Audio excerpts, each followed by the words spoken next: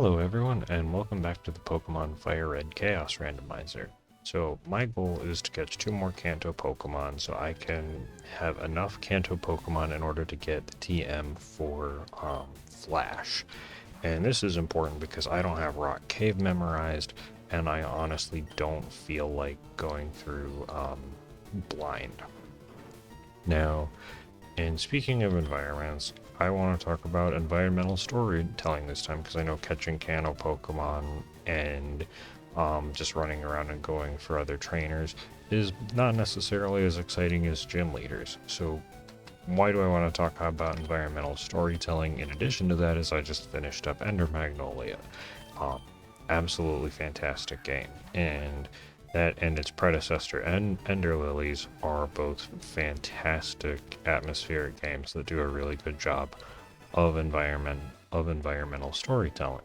Um, Now both of these are Metroidvanias, and I'm not going to spoil any of the plot. I probably could have nicknamed that Spiro and saw if there was anything that would allow it to,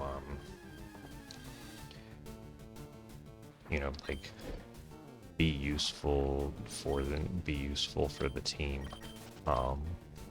But so I guess the environmental storytelling is really, I love Plusle, is really unique to video games because being able to wander around and then be able to find like notes and other indications or even just like see sometimes like past events, like it's not really feasible. Like I guess you can use environmental storytelling in other media, like just having environmental details do things, but in video games it's kind of unique that you are the actor and you are the one determining the pace of everything. Um, so I think that video games have the best avenue for providing like the most in-depth and interactive environmental storytelling when compared to like movies, shows, or books. And again, that is just because that in you get to wander around, find things on your own, and gauge your own pace. And in Ender Lilies, there are, I guess, in Ender Lilies and Ender Magnolia both, there are, I guess, the 3 main avenues of storytelling, and I think they all work very well together. You have the main scenes following the protagonists, and then after you beat bosses, you can see the boss's memories and effectively get like a flashback, seeing through their own eyes, and in doing so get basically information on the past. And then lastly, there's notes scattered throughout the environments. That is a very high level Pokemon. Alright, let's see if... Alright, come on, we need Moss and... Wow, this guy's very tanky. We might not live. Well, we did take out most of its health. I am happy to continue beating up Miss Muck. And then you have the notes. And now in FromSoft games, like, so they do a great job of weaving in the lore. There's a lot of things you can find in item descriptions that are potentially just really, really cool. That is an insanely powerful move. I guess we'll just get rid of refresh. Our attack stat is garbage though. So I guess that's the not being as focused as I was for last time when I was explaining about difficulty in games. Um, do I need cut? No, I only need cut if I'm trying to get back. So basically, with all of the notes, you get details on things that have gone on through the game. However, in FromSoft games, it's like the picture of what is going on is so expanded and intertwined that in certain games, like the Dark Souls trilogy and Elden Ring, I should go grab that item, that it is very difficult to piece things together yourself. And the same thing could be said for like a franchise like Five Nights at Freddy's, where Ender Lilies and Ender Magnolia, they have the entire complete the complete narrative is there, and that I really appreciate. One of the other games that has that type of complete narrative is oh no, I'm gonna take a focus punch, is Sekiro. Although Sekiro, like some of the other games I just mentioned, does have a decent amount of just lore intertwined with with item descriptions and other things that you run into, or like sharing the sake with Ishin Ashina or the other characters, that the story is more complete in terms of you get all the details, and on your own playthrough, that you're able to really get a much better picture of what happened in Ashina in a singular playthrough. And that's something that I really appreciate with Ender Magnolia and Ender Lilies. And I think environmental storytelling, I think, also is just like the atmosphere of the games, and the art style of Ender Magnolia and Ender Lilies is absolutely wonderful. I love them. They're gorgeous games. So that also really helps because you can really get the feel of what's going on in an area. And again, FromSoft games do this also incredibly well. Like Buddhist Temple in Sekiro, the Swamp of Aeonia, the Halig Tree. Like there are a lot of really cool there's a lot of really cool things.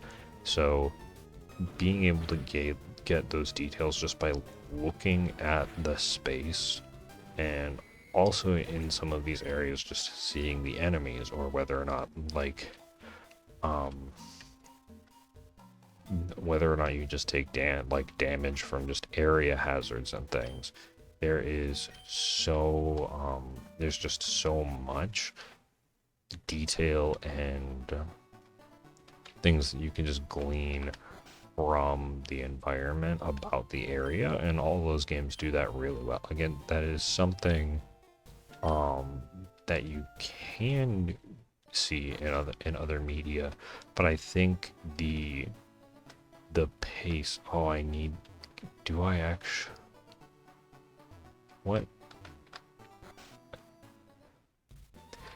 Are you just gonna not give me the HM for Flash? Okay, so if I get a Hypno, I could get a Regirock.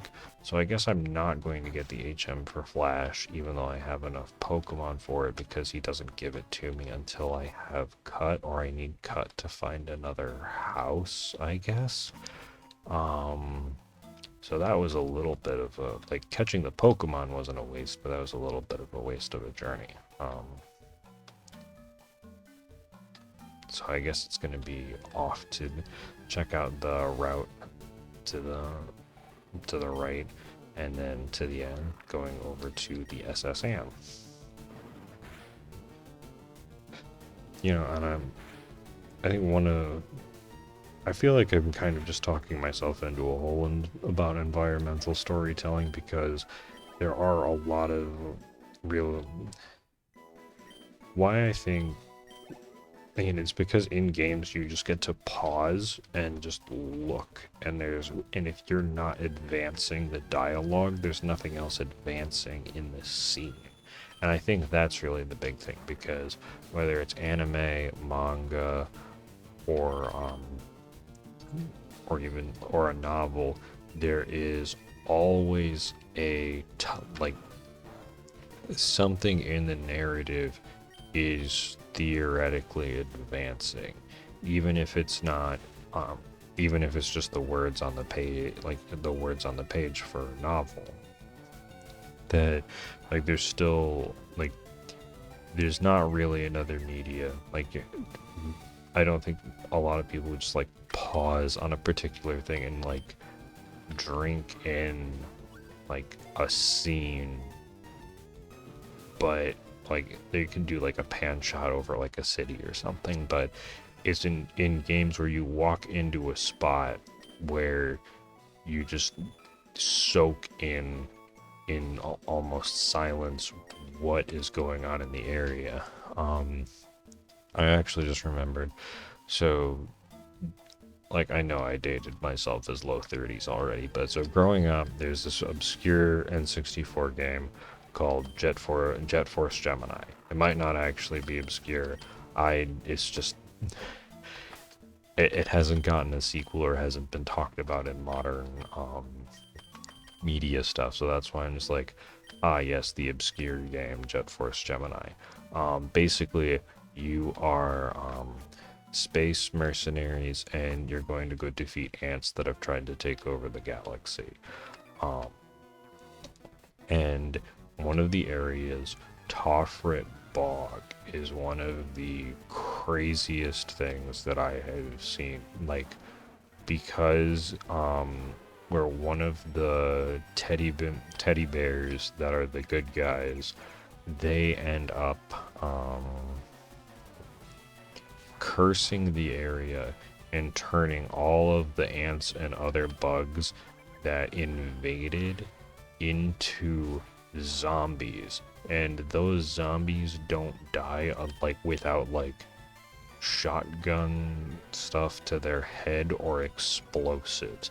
And just the silence of the environment, how the enemies just move, it is so eerie. It is one of my favorite horror levels of non-horror games. It is absolutely a terrible place to be, but in that makes it so amazing.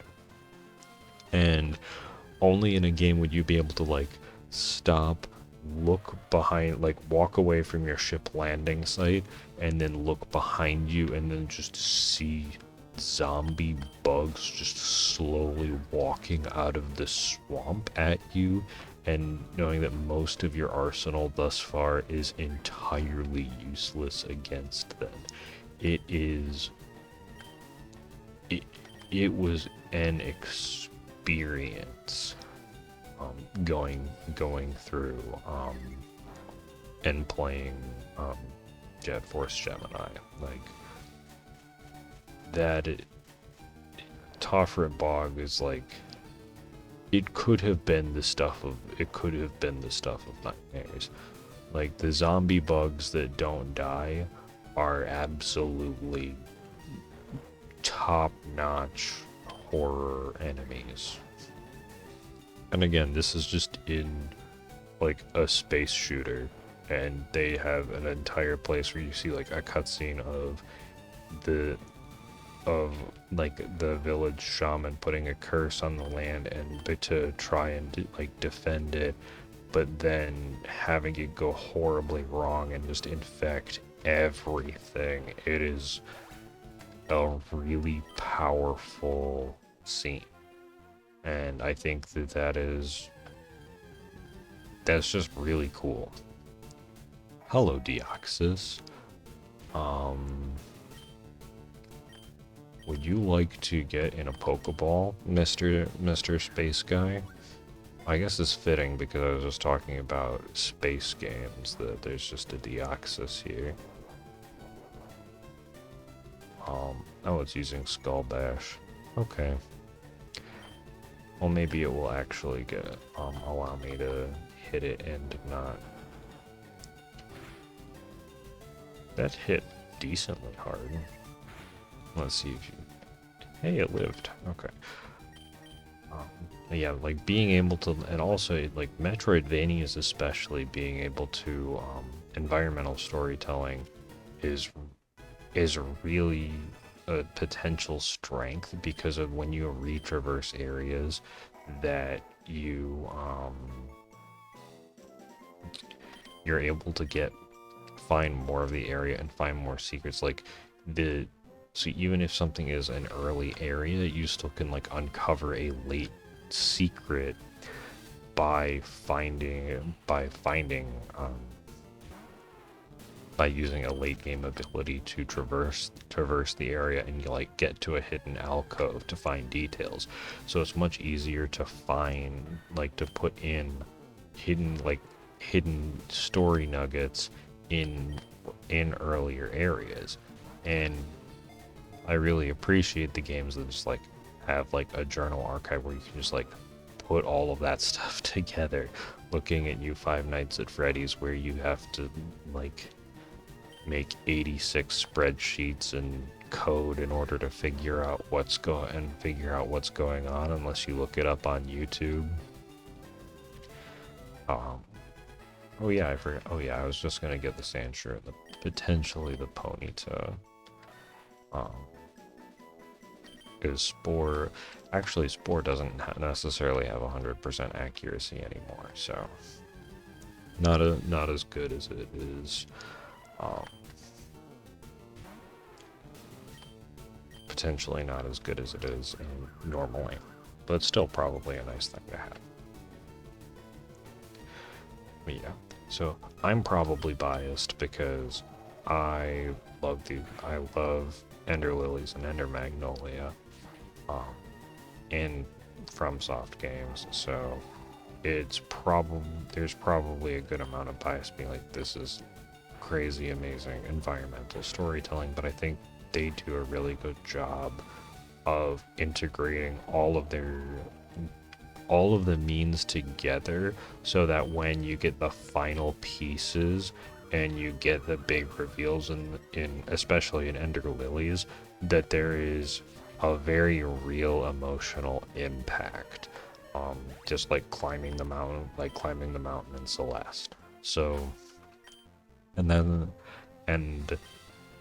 I think, and again, that's because the last piece all comes, like, it's the feeling of getting that last piece of the puzzle. And again, like, that can happen in other media, but again, I feel like games have a very unique way of giving that comparatively. Hydro Cannon in the rain. That was underwhelming.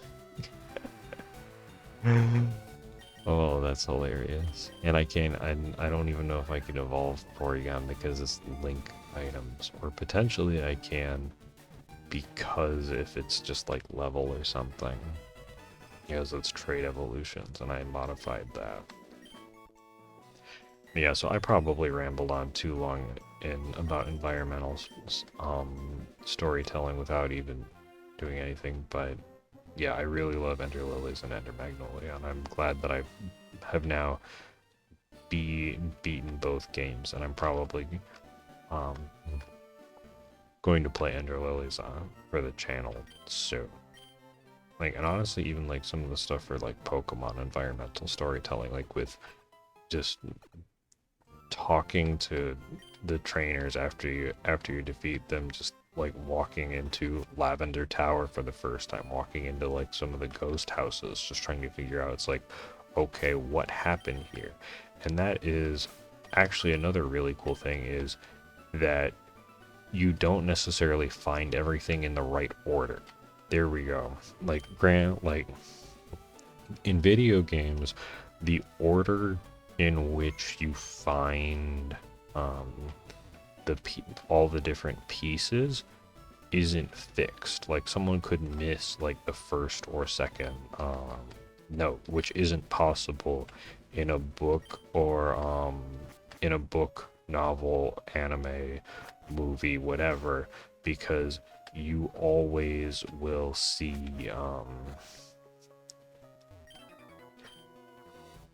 like you will always be able to, like, unless you're deliberately like walk out of the room, or if you or like deliberately like flip 5 pages, which not recommended, you're not going to either miss something, excuse me, or find different pieces of the story out of order. So like getting the puzzle pieces is wonderful. Oh dang, Swift is really good in the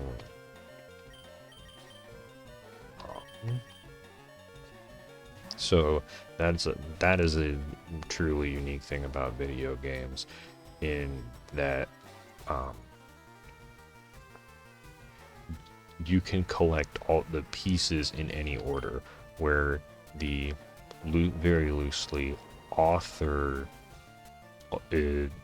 provides, like the author or the director gives you the pieces in a very particular order in other media. So that is something that is unique to games. So it really is like putting together a puzzle, which makes it really fun when you do figure out the story. And I appreciate the games where you're able to get that entire picture, or at least like 90% of the picture, without having to worry. And here I'm just going to switch over and do Fury Cutter, so that way we don't have to sit and watch this file rest for so long. It's going to be a safe switch since it'll have some fixed turns of sleep. And then hopefully Fury Cutter's power buildup, doubling every time it hits, will just break through the healing. Yeah, that's like, honestly, like it's 20 minutes in, but I finally hit the point of what makes it so special, and that's in games, is you can collect all the pieces out of order and just and you have to put them together yourself, and that is a really cool and unique thing that you can't do with you can't necessarily do with the other media. And like it can, welp. That's not great. Oh.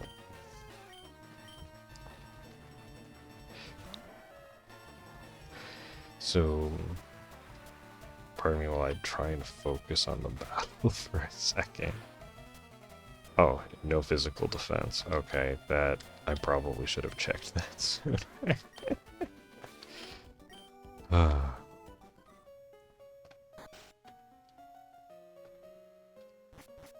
is this one? Do you heal my Pokemon? Thank you. Yeah, because after getting my plan taken out, I'm just like, dang, where did my train of thought go? I say as I'm on a ship in the ocean, and I don't really have the opportunity to have a train anywhere except under the water. Yeah, but like I enjoy like the Five Nights at Freddy's franchise, and also obviously the From Software games, but it is, I would say, without some of the dedicated fan base that we have, it is incredibly difficult in order to get the full story of what goes on in the games, even if you are thorough. And that really just makes me appreciate the games that do have those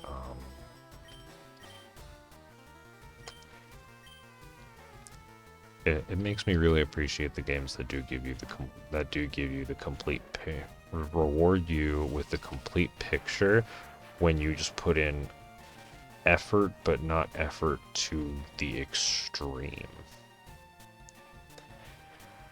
Again, being like the extreme, again, being like how, using Five Nights at Freddy's 3 for an example, how would you know to punch a phone number into a blank wall? Like, there are certain things that are just so obscure that you wouldn't necessarily know how to do, like, unless you knew to search for them. And one of the things that it's probably done in other metroidvanias, but Ender Lilies and Ender Magnolia are, I'm forgetting probably the exact part of it for Ender Lilies, but they have room completion indicators for like different colors and of like whether or not you found everything in the room. And Ender Magnolia has like area completion checks, like to show like that this local area has everything, like everything possible has been collected from there. So that type of thing is really nice to have, because that way you know that either that you don't have to come back for something, or if you did miss something, to come back later and find it when you have more movement abilities. So yeah, Metroidvanias are amazing. Or at least I should say good Metroidvanias are amazing. And honestly, there's not, like, there's some retraversal, but there's not an obscene amount of retraversal in Ender Lilies and Ender Magnolia.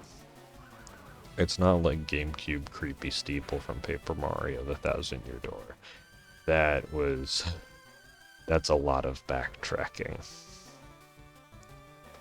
Honestly, also even in the next chapter at the start on the start of the island, that having to go back and forth before Pirate's Grotto was still not super fun.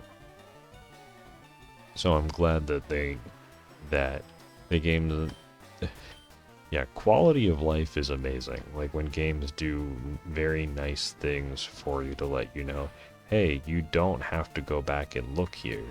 Where, again, like, even from software games, like, they don't tell you that an area has gotten all the stuff. Like, they will tell you if you have beaten the area,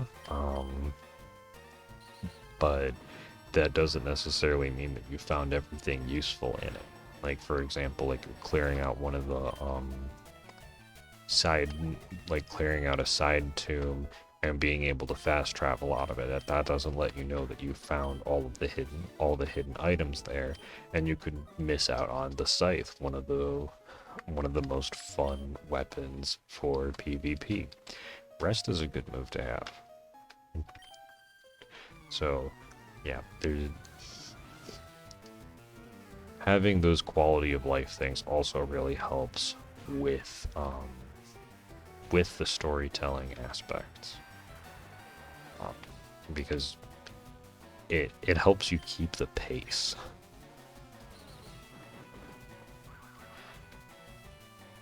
Or at least it helps keep the pace moving forward at not a very slow pace. Okay, and we are using special attack. You know, let's try revenge. I guess if they're just lowering our attack and defense, it's not really that big of a deal.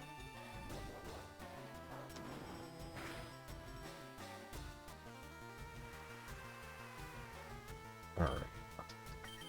So...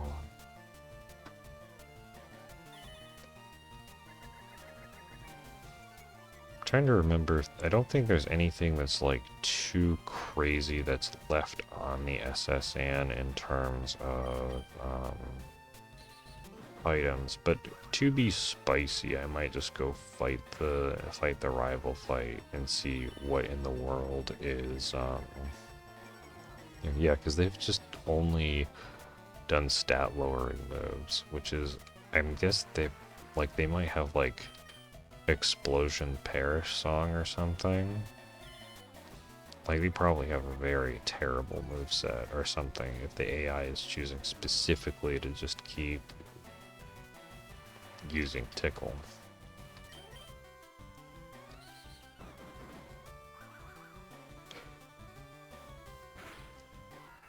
Yeah. You know what, let's be fun. We're gonna go... We will make sure everyone is at full health, and then we are absolutely just going to go charge into the rival fight and potentially lose. Because it is going to be hilarious, even if it isn't necessary, even if it is, even if it goes poorly. So, let's see what this does. I love that Fake Out has so much power in this randomizer, and that I can just use it, and it's absolutely broken. Alright, so we're gonna go heal, we're gonna save, and then we're gonna go run and fight Jay, because it's about time I did something that was more challenging than just run around and fight random trainers in this and talk. But hopefully all of you have been enjoying the discussions. I think that keeps it a little bit more interesting for me as well as you guys, because there are just a lot of trainers sometimes.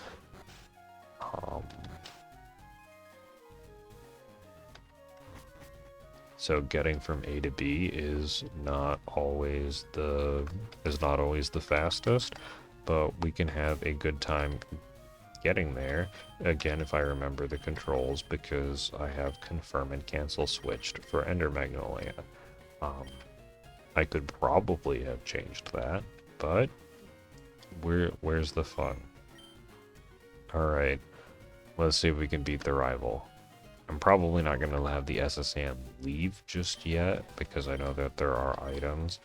So I might not I may not get cut and leave, but we'll absolutely see what this fight is. Aerodactyl, that is more stats than I wanted to see for the first Pokemon.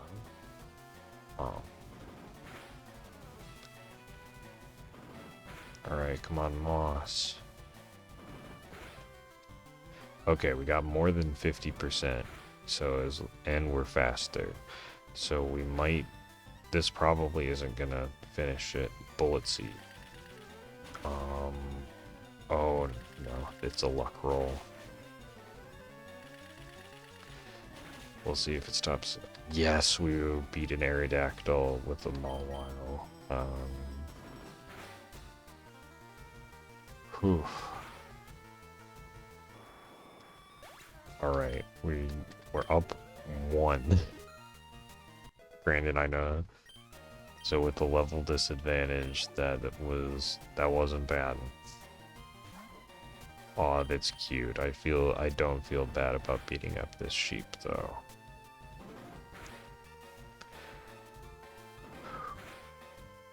Like, I always have to wait to see until the physical attackers come in and actually take down the Pokemon.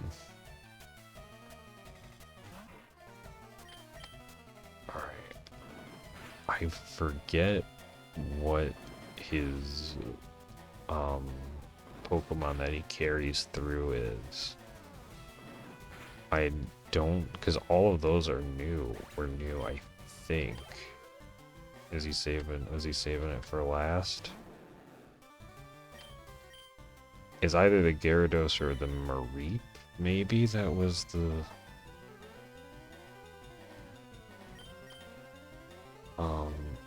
Is that just best thing to just copy Arena Trap? Like, that can't be true, right? Copying Arena Trap. Fast beat up has never been so silly. Like, it's probably always been silly, but I don't think it's been this silly.